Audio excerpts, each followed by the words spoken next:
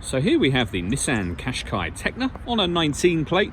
I'm going to start off by showing you around the outside of the car, and then we'll hop in and run through some controls on the inside. But from the outside, you can see it's a 5-door car with alloy wheels and tinted windows. Let's start off inside the boot and then work our way around the rest of the car from there. So as we approach the boot, you can see we have reversing sensors. This car's also got a 360 parking camera, which I'll show you when we're inside the car. Plenty of boot space as well, along with that 60/40 split folding rear seat. And then these two tray sections, both lift and remove to give you even more space should you need it. Okay, so we're just going to work our way back round to the front of the car, and then we'll hop in and run through some controls on the inside. But now that we've done a full circle of it, you can see it's in excellent condition the whole way round. Just briefly before we climb in, I think it's well worth seeing the interior from this exterior point of view. You get half leather seats. There's plenty to run through on the dashboard, so let's hop in and we'll do that right now. Okay, now that we're inside the car, we're going to start with the dials. On the left-hand side, we have the rev counter, and on the right-hand side, the speedometer and fuel gauge. In the middle, you can see the total miles for this car, which are 12,828. The information displayed above that can be changed using buttons on the steering wheel. So you've got a digital readout for the speedometer, but there are other menus available as well. So fuel economy, your satellite navigation, audio menu, driving aids, tyre pressures, any kind of warnings or issues it will bring up on there, settings, and then back round to the beginning again. The button I was using to go through those various menus is just here. We've also got stereo controls over that side. And on the right hand side, we have both cruise control and speed limiter, the ability to answer your phone, and we have voice activation for your phone as well. Of course, that can only be used after such time as you've paired your phone up, and that is done over on the touchscreen in the center here. This is also, of course, where you'll find the radio. And you'll see down the bottom is where you can pair your phone. Just tap that icon and follow the instructions on screen.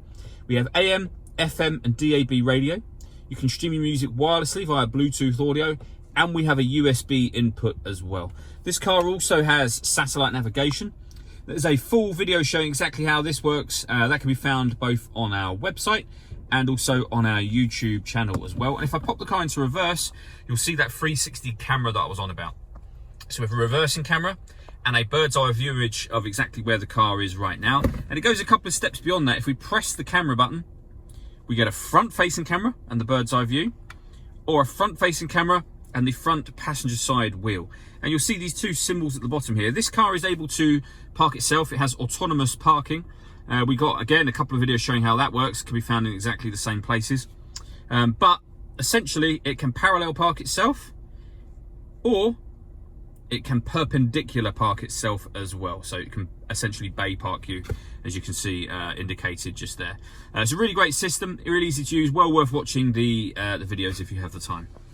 Below that, we have dual zone climate control. So you can adjust the passenger and driver temperatures, the fan speed up and down from here. You can determine where you'd like the air to be distributed. When you're happy with all of those settings, that button turns the air conditioning on, and again, off, of course. Or you can hit the auto button. The car will now take control of the direction of the airflow and the fan speed to maintain those temperatures for you. To override it, just readjust the fans to whatever level you want them on and readjust it so that the air is blowing in whichever direction you'd like it to. Below that, we have a 12-volt charging socket, electronic handbrake with auto hold function. We have a 6-speed manual gearbox, and then heated driver and passenger seats just here. The last thing I wanted to run through is the panoramic glass roof on this car. You can see the sunblind is closed at the moment. There's a button just here. Push and hold that, and that sunblind will now open electrically all the way to the back of the rear seats. And as you can see, that lets in a huge amount of extra light. All that leaves me to say is thank you for taking the time to watch this video. If you'd like to come and see the car in person and have a test drive, please feel free to go to any of our MJA sites. We'd love to hear from you soon.